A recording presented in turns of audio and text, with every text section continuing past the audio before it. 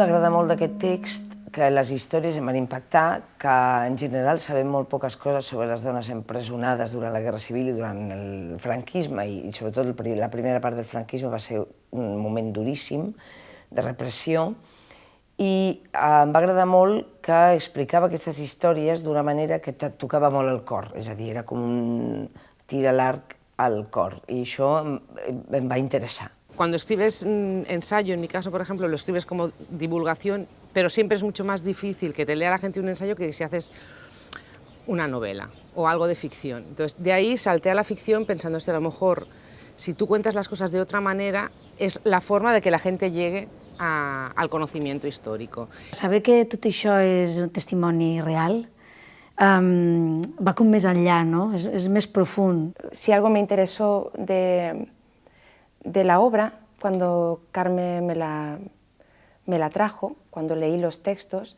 es lo mucho que se acercaban a una historia muy cercana a mí, porque mi familia es yugoslava, voy a decir yugoslava aunque ya no exista, y es el tema del desarraigo, del tener que irse de un sitio que es tu hogar, me resulta muy familiar ahora mismo.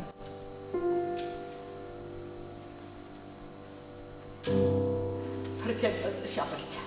Vaig pensar que no volia fer d'una manera convencional, en el sentit de fer 5 monòlegs, 5 dones, 5 actrius, sinó que volia fer que tot aquest cant a la memòria històrica i tot aquest homenatge a les dones de les quals ningú parla, ni tan sols avui dia als llibres d'història ni enlloc, aquestes dones que han lluitat per la democràcia i per la llibertat del nostre país, doncs tingués un llenguatge que unís totes les disciplines de les arts escèniques. Llavors vaig pensar una música en viu, una ballarina i una sola actriu pels 5 personatges. Señor juez, aun siendo mujer, me castigáis como un hombre. Eso me honra.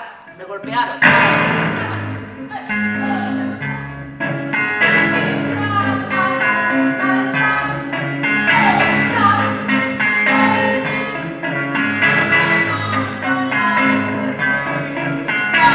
La possibilitat de fer aquest ventall de personatges a l'escenari, això és com un regal, encara que és una marató, doncs és divertit a nivell interpretatiu, és un repte que et poses cada nit.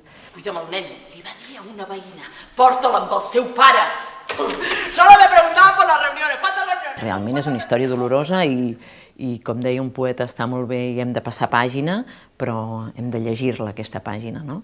Penso que és una manera de llegir-la que et permet viure-la des de la butaca. Estar a la butaca no és còmode si el que t'expliquen des de dalt és massa agressiu o massa dolorós, i penso que el fet que hi hagi aquests llenguatges diferents de l'escenari permet que l'aprenentatge sigui lúdic.